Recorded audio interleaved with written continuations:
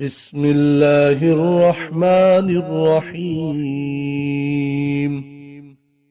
ولو أننا نزلنا إليهم الملائكة وكلمهم الموتى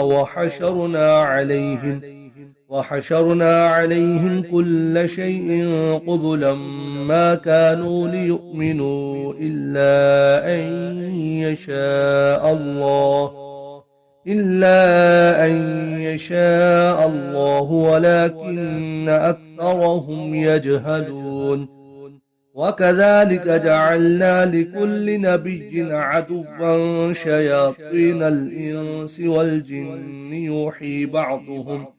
يوحي بعضهم إلى بعض زخرف القول غرورا ولو شاء ربك ما فعلوه فذرهم وما يفترون. ولتصغى إليه أفئدة الذين لا يؤمنون بالآخرة وليرضوه وليقترفوا ما هم مقترفون. أفغير الله يبتغي حكما وهو الذي أنزل إليكم الكتاب مفصلا والذين آتيناهم الكتاب يعلمون أنه منزل من ربك بالحق فلا تكونن من الممترين. وتمت كلمة ربك صدقا وعدلا لا مبدل لكلماته وهو السميع العليم. وإن تطع أكثر من في الأرض يضلوك عن سبيل الله إن يتبعون إلا الظن وإن هم إلا يخرصون. إن ربك هو أعلم من يضل عن سبيله وهو أعلم بالمهتدين. فكلوا مما ذكر اسم الله عليه إن كنتم بآياته مؤمنين. وما لكم ألا تأكلوا مما ذكر اسم الله عليه وقد فصل لكم ما حرم عليكم إلا ما اضطررتم إليه وإن كثيرا ليضلون بأهوائهم بغير علم. إن ربك هو أعلم بالمعتدين. وذروا ظاهر الإثم وباطنه إن الذين يكسبون الإثم سيجزون بما كانوا يقترفون. ولا تأكلوا مما لم يذكر اسم الله عليه وإنه لفسق وإن الشياطين ليوحون إلى أوليائهم ليجادلوكم وإن أطعتموهم إنكم لمشركون. أو من كان ميتا فأحييناه وجعلنا له نورا يمشي به في الناس كمن مثله في الظلمات ليس بخارج منها كذلك سجن للكافرين ما كانوا يعملون. وكذلك جعلنا في كل قرية أكابر مجرميها ليمكروا فيها وما يمكرون إلا بأنفسهم وما يشعرون. وإذا جاءتهم آية قالوا لن نؤمن حتى نؤتى مثل ما أوتي رسل الله أعلم حيث يجعل رسالته سيصيب الذين أجرموا صغار عند الله وعذاب شديد بما كانوا يمكرون. فمن يرد الله أن يهديه يشرح صدره للإسلام ومن يرد أن يضله يجعل صدره ضيقا حرجا كأنما يصعد في السماء كذلك يجعل الله الرجس على الذين لا يؤمنون. وهذا صراط ربك مستقيما قد فصلنا الآيات لقوم يذكرون. لهم دار السلام عند ربهم وهو وليهم بما كانوا يعملون. ويوم يحشرهم جميعا يا معشر الجن قد استكثرتم من الإنس وقال أولياؤهم من الإنس ربنا استمتع بعضنا ببعض وبلغنا أجلنا الذي أجلت لنا قال النار مثواكم خالدين فيها إلا ما شاء الله إن ربك حكيم عليم وكذلك نولي بعض الظالمين بعضا بما كانوا يكسبون يا معشر الجن والإنس ألم يأتكم رسل منكم يقصون عليكم آياتي وينذرونكم لقاء يومكم هذا قالوا شهدنا على أنفسنا وغرتهم الحياة الدنيا وشهدوا على أنفسهم أنهم كانوا كافرين ذلك أن لم يكن ربك مهلك القرى بظلم وأهلها غافلون ولكل درجات مما عملوا وما ربك بغافل عما يعملون وربك الغني ذو الرحمة إن يشأ يذهبكم ويستخلف من بعدكم ما يشاء كما أنشأكم من ذرية قوم آخرين إنما توعدون لآت وما أنتم بمعجزين قل يا قوم اعملوا على مكانتكم إني عامل فسوف تعلمون من تكون له عاقبة الدار إنه لا يفلح الظالمون وجعلوا لله مما ذرأ من الحرث والأنعام نصيبا فقالوا هذا لله بزعمهم وهذا لشركائنا فما كان لشركائهم فلا يصل إلى الله وما كان لله فهو يصل إلى شركائهم ساء ما يحكمون وكذلك سجن لكثير من المشركين قتل أولادهم شركاؤهم ليردوهم وليلبسوا عليهم دينهم ولو شاء الله ما فعلوه فذرهم وما يفترون وقالوا هذه أنعام وحرث حجر لا يطعمها إلا من نشاء بزعمهم وأنعام حرمت ظهورها وأنعام لا يذكرون اسم الله عليها افتراء عليه سيجزيهم بما كانوا يفترون وقالوا ما في بطون هذه الأنعام خالصة لذكورنا ومحرم على أزواجنا وإن يكن ميتة فهم فيه شركاء سيجزيهم وصفهم إنه حكيم عليم قد خسر الذين قتلوا أولادهم سفها بغير علم وحرموا ما رزقهم الله افتراء على الله قد ضلوا وما كانوا مهتدين وهو الذي أنشأ جنات معروشات وغير معروشات والنخل والزرع مختلفا أكله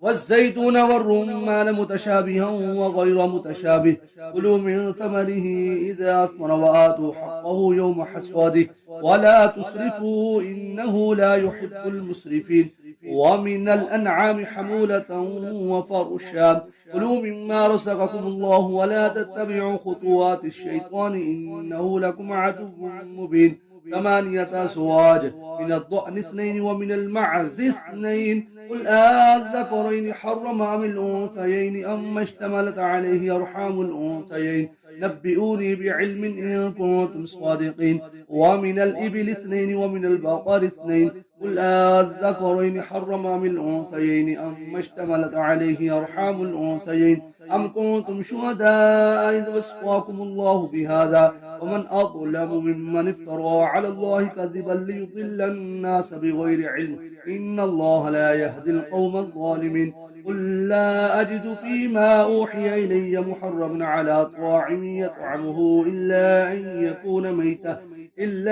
أن يكون ميتة أو دما مسفوحا أو لحم خنزير فإنه رجس أو فسقا أهل لغير الله به فمن اضطر غير باغ ولا عاد فإن ربك غفور رحيم وعلى الذين هادوا حرمنا كل ذي ظفر ومن البقر والغنم حرمنا عليهم شحومهما إلا ما حملت ظهورهما أو الحوايا أو ما اختلط بعظم ذلك جزيناهم ببغيهم وإنا لصادقون فإن كذبوك فقل ربكم ذو رحمة واسعة ولا يرد بأسه عن القوم المجرمين سيقول الذين أشركوا لو شاء الله ما أشركنا ولا آباؤنا ولا حرمنا من شيء كذلك كذب الذين من قبلهم حتى ذاقوا بأسنا قل هل عندكم من علم فتخرجوه لنا إن تتبعون إلا الظن وإن أنتم إلا تخرسون قل فلله الحجة البالغة ولو شاء لهداكم أجمعين قل هلم شهداءكم الذين يشهدون أن الله حرم هذا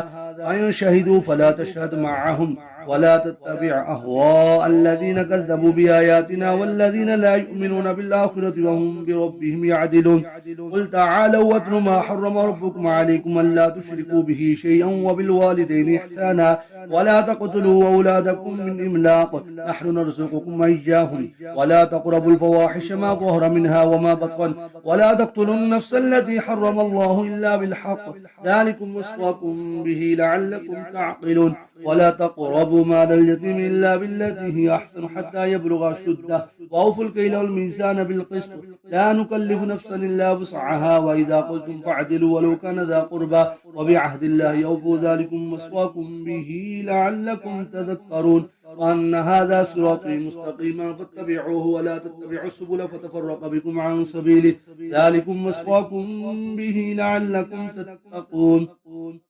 ثم آتينا موسى الكتاب تماما على الذي أحسن وتفصيلا لكل شيء وهدى ورحمة لعلهم بلقاء ربهم يؤمنون وهذا كتاب أنزلناه مبارك فاتبعوه واتقوا لعلكم ترحمون أن تقولوا إنما أنزل الكتاب على طائفتين من قبلنا وإن كنا عن دراستهم لغافلين أو تقولوا لو أنا أنزل علينا الكتاب لكنا أهدى منهم فقد جاءكم بينة من ربكم وهدى ورحمة ومن أظلم ممن كذب بآيات الله واسودف عنها سنجزي الذين يصدفون عن آياتنا سوء العذاب بما كانوا يصدفون هل ينظرون إلا أن تأتيهم الملائكة أو يأتي ربك أو يأتي بعض آيات ربك يوم يأتي بعض آيات ربك لا ينفع نفسا إيمانها لم تكن آمنت من قبل أو كسبت في إيمانها خيرا قل انتظروا إنا منتظرون إن الذين فرقوا دينهم وكانوا شيعا لست منهم في شيء إنما أمرهم إلى الله ثم ينبئهم بما كانوا يفعلون من جاء بالحسنة فله عشر أمثالها ومن جاء بالسيئة فلا يجزى إلا مثلها وهم لا يظلمون قل إنني هداني ربي إلى صراط مستقيم دينا قيما ملة إبراهيم حنيفا وما كان من المشركين قل إن صلاتي ونسكي ومحياي ومماتي لله رب العالمين لا شريك له وبذلك أمرت وأنا أفضل المسلمين قل أغير الله يبغي ربا وهو رب كل شيء ولا تكسب كل نفس إلا عليها ولا تسر واسرة وزر أخرى ثم إلى ربكم مرجعكم فينبئكم بما كنتم فيه تختلفون وهو الذي جعلكم خلائف الأرض ورفع بعضكم فوق بعض درجات ليبلوكم فيما آتاكم إن ربك سريع العقاب وإنه لغفور رحيم بسم الله الرحمن الرحيم ألف لام ميم صاد كتاب أنزل إليك فلا يكون في صدرك حرج منه لتنذر به وذكرى للمؤمنين اتبعوا ما أنزل إليكم من ربكم ولا تتبعوا من دونه أولياء قليلا ما تذكرون وكم من قرية أهلكناها فجاءها بأسنا بياتا أو هم قائلون فما كان دعواهم إذ جاءهم بأسنا إلا أن قالوا إنا كنا ظالمين فلنسألن الذين أرسل إليهم ولنسألن المرسلين ولنقصن عليهم بعلم وما كنا غائبين والوزن يومئذ الحق فمن ثقلت موازينه فأولئك هم المفلحون ومن خفت موازينه فأولئك الذين خسروا أنفسهم بما كانوا بآياتنا يظلمون ولقد مكناكم في الأرض وجعلنا لكم فيها معايش قليلا ما تشكرون ولقد خلقناكم ثم صورناكم ثم قلنا للملائكة اسجدوا لآدم فسجدوا إلا إبليس لم يكن من الساجدين قال ما منعك ألا تسجد إذ أمرتك قال أنا خير منه خلقتني من نار وخلقته من طين قال فاهبط منها فما يكون لك أن تتكبر فيها فاخرج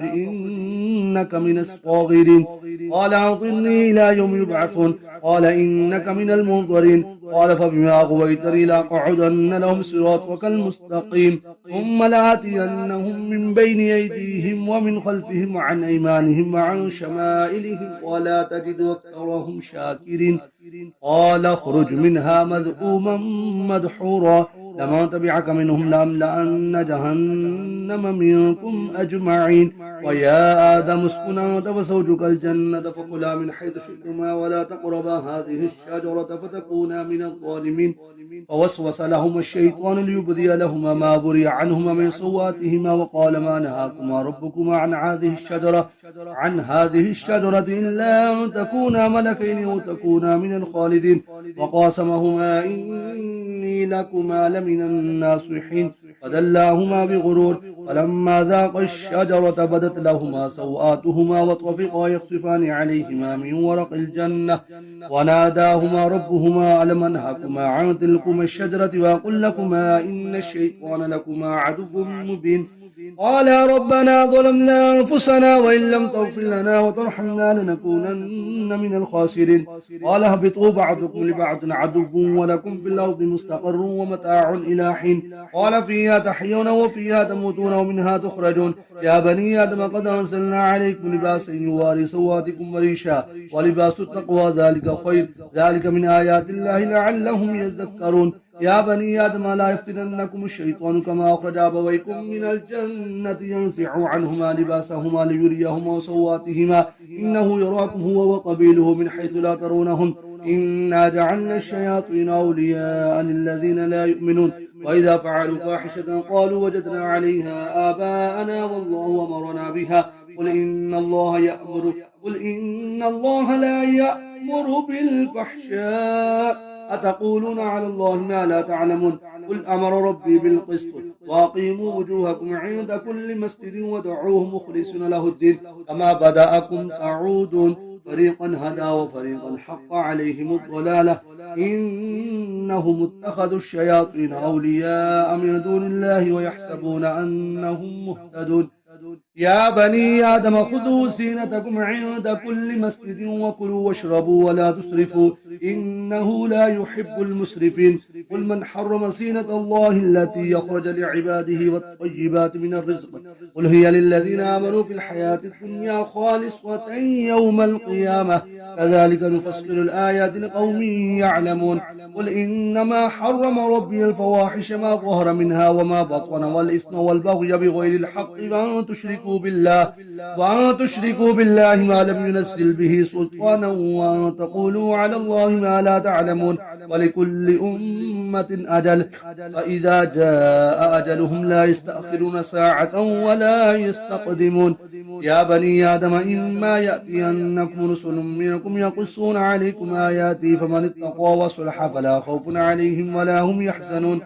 والذين كذبوا بآياتنا واستكبروا عنها أولئك أصحاب النار هم فيها خالدون ومن أظلم ممن افترى على الله كذبا أو كذب بآياته أولئك ينالهم نصيبهم من الكتاب حتى إذا جاءتهم رسلنا يتوفونهم قالوا أينما كنتم تدعون من دون الله قالوا ضلوا عنا وشهدوا على أنفسهم أنهم كانوا كافرين قال ادخلوا في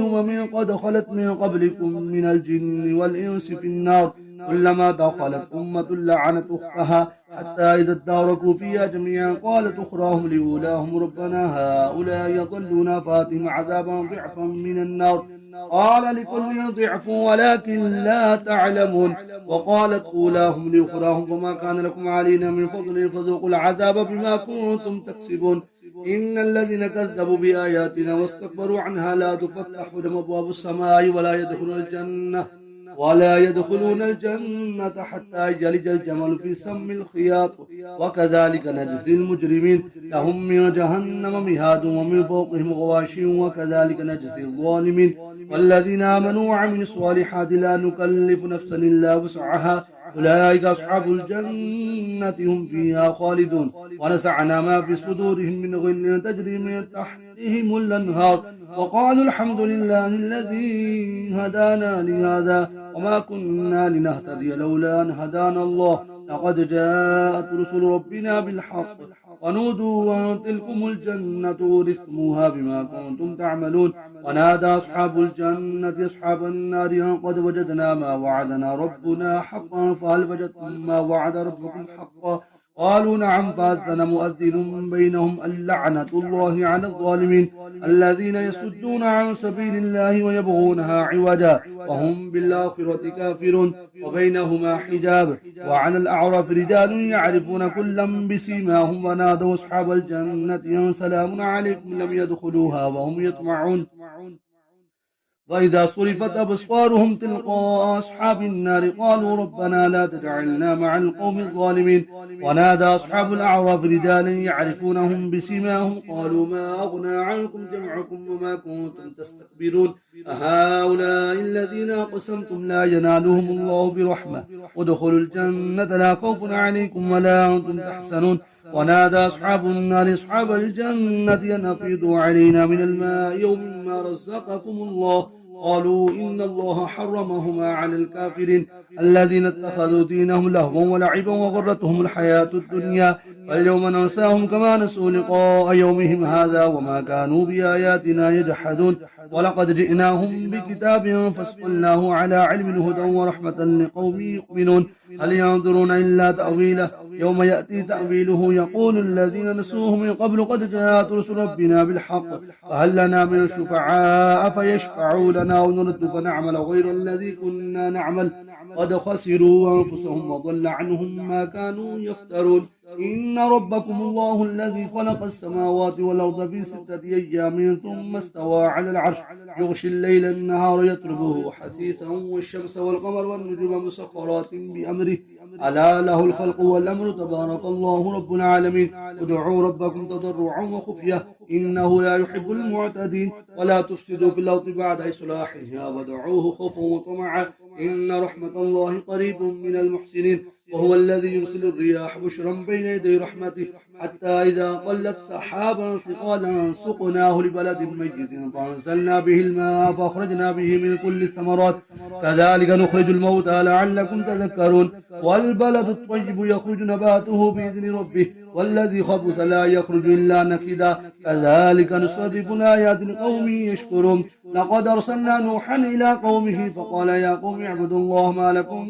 من إله غيره إني يخاف عليكم عذاب يوم عظيم قال الملأ من قومه إنا لنراك في ضلال مبين قال يا قوم ليس بي ضلالة ولكني رسول من رب العالمين أبلغكم رسالات ربي وأنصح لكم أعلم من الله ما لا تعلمون أو عجبتم أن جاءكم ذكر من ربكم على رجل منكم لينذركم ولتتقوا لعلكم ترحمون فكذبوه فأنجيناه والذين معه في الفلك وأغرقنا الذين كذبوا بآياتنا إنهم كانوا قوم عمين وإلى عاد أخاهم هودا قال يا قوم اعبدوا الله ما لكم من إله غيره أفلا تتقون قال الملأ الذين كفروا من قومه إنا لنراك في سفاهة وإنا لنظنك من الكاذبين قال يا قوم ليس بي سفاهة ولكني رسول من رب العالمين أبلغكم رسالات ربي وأنا لكم ناصح أمين أو عجبتم أن جاءكم ذكر من ربكم على رجل منكم لينذركم واذكروا إذ جعلكم خلفاء من بعد قوم نوح وزادكم في الخلق بسطة فاذكروا آلاء الله لعلكم تفلحون قالوا وجئتنا لنعبد الله وحده ونذر ما كان يعبد آباؤنا فأتنا بما تعدنا إن كنت من الصادقين قال قد وقع عليكم من ربكم رجس وغضب أتجادلونني في أسماء سميتموها أنتم وآباؤكم ما نزل الله بها من سلطان فانتظروا إني معكم من المنتظرين فأنجيناه والذين معه برحمة منا وقطعنا دابر الذين كذبوا بآياتنا وما كانوا مؤمنين وإلى ثمود أخاهم صالحا قال يا قوم اعبدوا الله ما لكم من إله غيره قد جاءتكم بينة من ربكم هذه ناقة الله لكم آية فذروها تأكل في أرض الله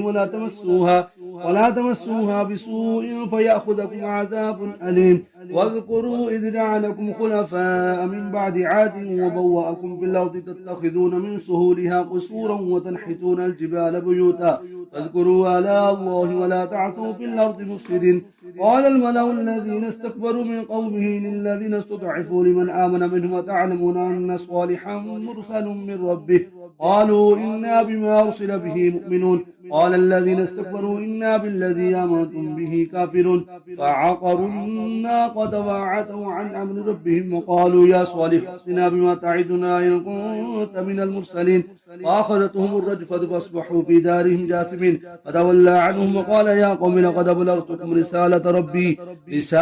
ربي ونصحت لكم ولكن لا تحبون الناصحين. ولوطا إذ قال لقومه تأتون الفاحشة ما سبقكم بها من أحد من العالمين إنكم لتأتون الرجال شهوة من دون النساء بل أنتم قوم مسرفون. وما كان جواب قومه إلا أن قالوا اخرجوهم من قريتكم إنهم أناس يتطهرون. فأنجيناه وأهله إلا امرأته كانت من الغابرين. وأمطرنا عليهم مطرا فانظر كيف كان عاقبة المجرمين. وإلى مدين أخاهم شعيبا قال يا قوم اعبدوا الله ما لكم من إله غيره قد جاءتكم بينة من ربكم فأوفوا الكيل والميزان ولا تبخسوا الناس أشياءهم ولا تفسدوا في الأرض بعد إصلاحها ذلكم خير لكم إن كنتم مؤمنين. ولا تقعدوا بكل صراط توعدون وتصدون عن سبيل الله من آمن به وتبغونها عودا. واذكروا إذ كنتم قليلا فكثركم وانظروا كيف كان عاقبة المفسدين. وإن كانت طائفة منكم آمنوا بالذي أرسلت به وطائفة لم يؤمنوا فاصبروا حتى يحكم الله بيننا وهو خير الحاكمين. صدق الله العظيم.